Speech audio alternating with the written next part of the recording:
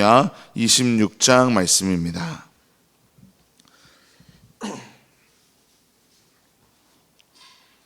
예레미야 26장 16절부터 24절까지 말씀을 저와 성도님들이 한 절씩 교독하고 마지막 24절은 함께 읽도록 하겠습니다.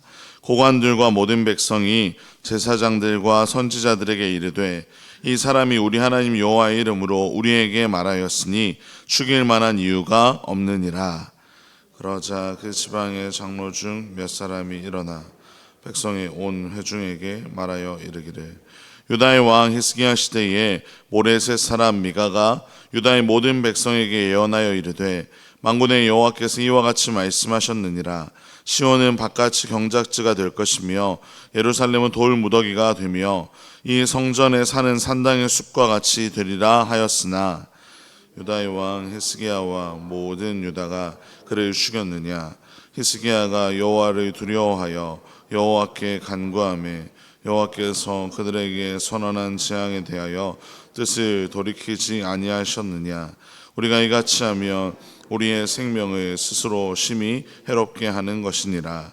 또 여호와 이름으로 예언한 사람이 있었는데 곧 기럇 여아림 스마야의 아들 우리야라. 그가 예레미야의 모든 말과 같이 이 성과 이 땅에 경고하여 예언하매 여호야김과 그의 모든 용사와 모든 고관이 그의 말을 듣고서 왕이 그를 죽이려 하며 우리야가 그 말을 듣고 두려워 애굽으로 도망하여 간지라. 여호야김 왕이 사람을 애굽으로 보내되 곧 악볼의 아들 엘라단과 몇 사람을 함께 애굽으로 보냈더니 그들이 우리야를 애굽에서 연행하여 여호야김 왕에게로 그를 데려오매 왕이 칼로 그를 죽이고 그의 시체를 평민의 묘지에 던지게 하니라. 함께 읽겠습니다. 사반의 아들 하이감의 손이 예레미야를 도와주어 그의 백성의 손에 내어주지 아니하여 죽이지 못하게 하니라. 아멘. 오늘 본문에는 하나님의 말씀을 전하는 두 인물이 등장하고 있습니다. 바로 예레미야와 우리야입니다. 이들은 모두 백성들을 향한 하나님의 심판의 메시지를 선포하였습니다. 그런데 한 사람은 죽게 되고 한 사람은 풀려나게 됩니다. 왜 이러한 일이 생겨나게 되었을까요? 어제 본문에서 살펴보았듯이 예레미야는 하나님의 메시지를 백성들에게 선포하고 나서 죽음의 위협을 받게 되었습니다.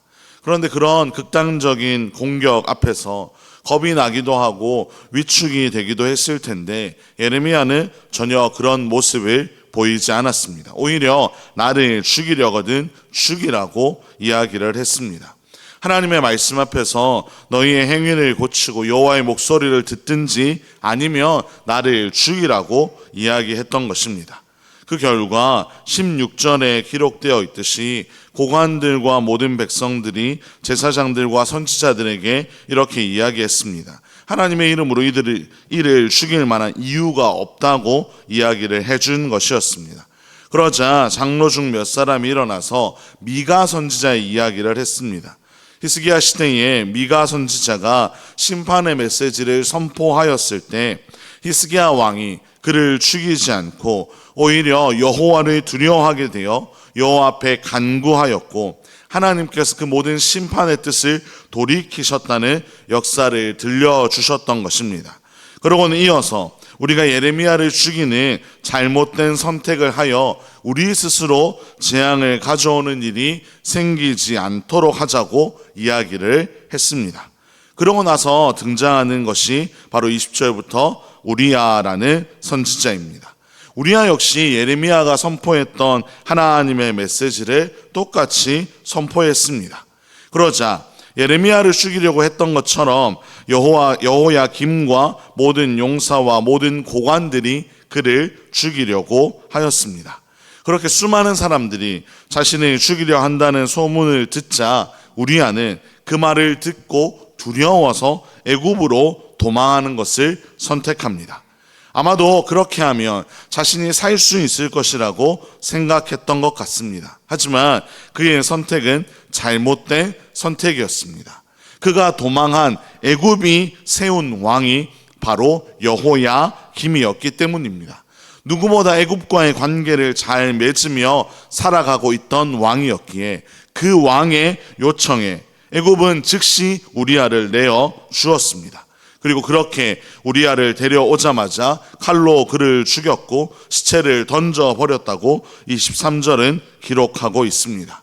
그런데 다시 24절은 의도적으로 예레미야의 상황을 묘사합니다. 예레미야를 돕는 손길이 있었고 그를 통해 예레미야는 죽임을 당하지 않았다고 기록하고 있습니다. 성도 여러분, 하나님께서 오늘 본문을 통해 왜 예레미야와 우리야를 연속적으로 비교해서 우리에게 보여주실까요? 과연 그들은 무엇이 달랐기에 다른 결과에 이르게 되었을까요? 많은 학자들은 여기에서 이 두 사람이 하나님을 신뢰하는 것에서 차이가 났다고 설명합니다. 그것이 무슨 의미냐면 예레미야도 우리야도 하나님의 말씀을 선포하고 난 후에 자신들을 죽이려고 하는 사람이 생겨났습니다. 그런데 그러한 상황 앞에서 이 두 사람이 보여준 반응이 달랐습니다. 예레미야는 그들에게 당신들이 하나님의 뜻을 순종하든지 아니면 나를 죽이라고 당당하게 이야기를 하였습니다. 왜냐하면 자신을 사용하여 일하시는 하나님을 믿었기 때문입니다. 철저하게 하나님을 신뢰했기 때문입니다. 메시지를 선포하게 하신 하나님께서 내 삶도 책임지실 거라는 확고한 믿음이 그에게 있었습니다. 비록 하나님의 말씀을 담대하게 선포하였지만 그들이 받아들이지 않는다면 자신이 죽을 수 있다는 그런 각오까지 그는 하고 있었습니다. 죽음조차도 하나님의 인도하심이라면 기꺼이 받아들이겠다는 마음, 그렇게 하나님을 신뢰하는 것이 바로 예레미야의 마음이었습니다. 하지만 우리야는 달랐습니다.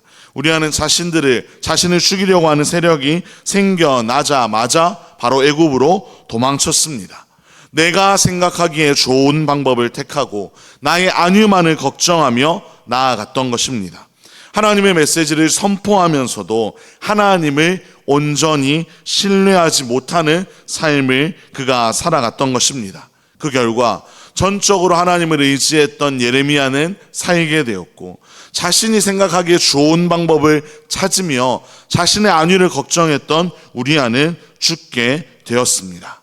주 안에서 사랑하는 성도 여러분, 우리의 삶에도 이러한 유혹을 받을 때가 있습니다. 하나님이 아닌 다른 것을 선택하고 싶은 그런 마음이 들 때가 있는 것입니다. 하지만 오늘 이 말씀을 통해서 우리는 하나님을 신뢰하며 살아가는 것이 가장 안전하고 가장 올바른 길임을 깨달을 수 있기를 간절히 소망합니다. 그 하나님께 모든 것을 맡겨드리며 하나님께서 우리에게 맡겨주신 사명들을 바르게 감당하며 살아갈 수 있기를 간절히 소망합니다. 오늘도 우리의 삶 가운데 수많은 유혹이 있겠지만 그 유혹 속에서 우리가 그릇된 것을 선택하는 것이 아니라 철저하게 하나님만을 신뢰하고 하나님만을 선택하며 바른 삶을 살아가기로 결단하는 저와 여러분의 삶이 되기를 주님의 이름으로 축원합니다. 기도하겠습니다. 하나님 아버지, 예레미야와 우리아의 삶을 통해 하나님의 뜻을 따르며 살아가는 것이 얼마나 중요한 것인지 다시 한번 알게 해주심에 감사를 드립니다. 우리가 세상의 유혹과 여러 가지 두려움 앞에서 흔들리고 정말 여러 가지 유혹에 넘어질 때도 있지만 우리가 그 모든 상황 속에서도 주님의 뜻을 따르며 살아갈 수 있도록 우리를 인도하여 주시옵소서. 예레미야처럼 담대하게 하나님의 말씀을 전하게 하시고 어떠한 어려움 속에서도 하나님만을 신뢰하며 살아가게 하여 주시옵소서. 우리아가 두려움에 도망했지만 결국 죽임을 당한 것을 보며 세상의 방식이 결코 우리를 지켜주지 못함을 다시 한번 깨닫게 되었사오니 오직 하나님께 우리의 모든 안전을 맡기며 주님의 선한 인도하심 안에서 하루하루를 살아가게 하여 주시옵소서. 이 모든 말씀 우리 주 예수 그리스도의 이름으로 기도합니다. 아멘.